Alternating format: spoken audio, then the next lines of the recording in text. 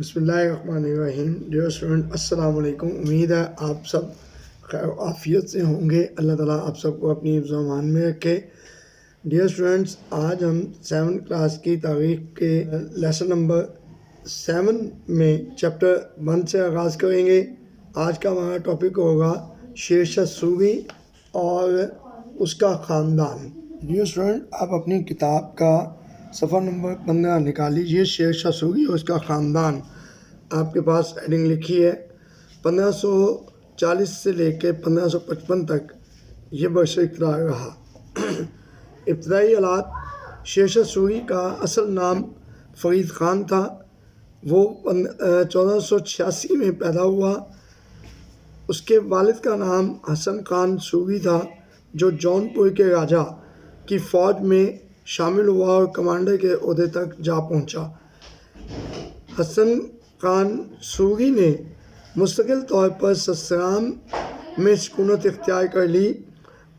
شیر شاہ کا بچپن سسرام میں گزرا۔ وہ اوائل عمر سے ہی سیر و شکار کا شوقین تھا۔ وہ خاص جفا کش اور سخت جان بن گیا۔ یہاں سے شیر شاہ جون پور چلا آیا اور صوبے کے گورنر کے پاس رہنے لگا۔ صوبے کے گورنر کے شیر شاہ کے والد کے ساتھ اچھے مراسم تھے۔ اس وقت جون پور کا ماحول علمی سرگرمیوں سے پر تھا۔ شیر شاہ کو اس علمی ماحول میں اپنی صلاحیتوں کو نکھارنے اور ان کو بہتر طور پر استوار کرنے میں کافی مدد ملی۔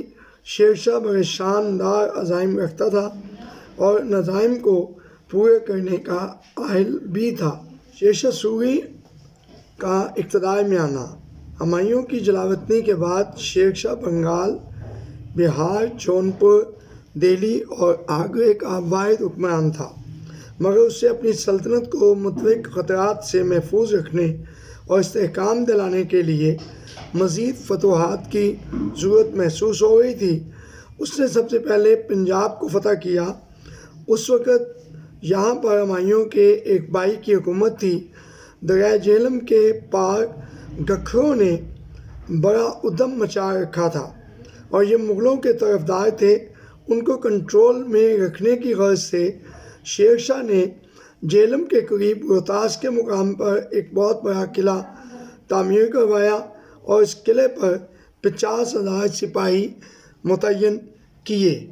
1541 اور 42 میں بنگال اور مالوا پر قبضہ کر کے شیر شاہ نے راجپوتانہ میں کئی فتوحات کیں۔ یہاں مارواڑ کا راجا اپنی توسیع پسندی کی پالیسی پر عمل کرتے ہوئے ارد گرد کی ریاستوں پر قبضہ کر رہا تھا۔ شیر شاہ نے محسوس کیا کہ اس راجے کے بڑھتے ہوئے اثر سے کسی وقت بھی خطرہ لاحق ہو سکتا ہے۔ شیر شاہ نے اجمیر کے قریب راجا کی فوجوں کا سامنا کیا۔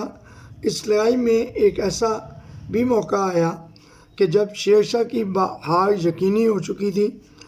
شیر شاہ نے اپنے عسکری تجربے اور ہوشمندی سے کام لیتے ہوئے معاملے کو سنبھالا اور راجپوتوں کو شکست دی۔ اس کے بعد ارد گرد کے علاقہ جات فتح کرنے کے بعد شیر شاہ اپنے دارالحکومت لوٹ آیا۔ قلندر کی فتح اور شیر شاہ کا انتقال: شیر شاہ سوری نے 1545 میں قلندر پر پوری طاقت سے حملہ کیا۔ قلعے کی دیواروں پر آتشین گولے پھینکے جا رہے تھے۔ ایک گولہ دیوار سے ٹکرا کر بارود کے ذخیرے میں جا گرا اور تمام بارود دھماکے سے بھڑک اٹھا۔ اس میں شیر شاہ بری طرح جھلس گیا، مگر وہ اپنے سپاہیوں کو مسلسل قلعے پر حملہ کرنے کا حکم دیتا رہا۔ شام کے وقت قلعہ فتح ہو گیا۔ یہ خوشخبری اسے دی گئی۔ خوشخبری سن کر اس کے لبوں پر ہلکی سی مسکراہٹ پھیلی اور اس کے ساتھ ہی اس نے اپنی جان مالک حقیقی کے سپرد کر دی۔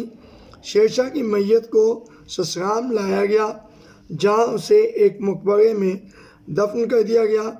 یہ مقبرہ شیر شاہ نے اپنی زندگی میں اپنے لیے خود تیار کروایا تھا۔ ڈیئر اسٹوڈنٹ، ڈائری نوٹ کر لیں کہ آپ نے سوال نمبر 4، شیخ شاہ سوری کیسے اقتدار میں آیا؟ اس نے اپنی حکومت کو کیسے مستحکم کیا؟ اس کے جواب کو یاد کرنا ہے۔ ڈیئر اسٹوڈنٹ، سوال نمبر 4 کا جواب شیخ شاہ سوری کا اقتدار میں آنا کے ہیڈنگ سے لے کر آپ کے 16 کے آغاز سے لے کر قلندر کی فتح اور شیر شاہ کا انتقال جہاں مکمل ہو گیا ہے وہاں تک اس کا جواب شامل ہے، اور یہ آپ نے مکمل طور پر یاد کرنا ہے۔ فی امان اللہ، اگلے لیسن میں دوبارہ ملاقات ہوگی۔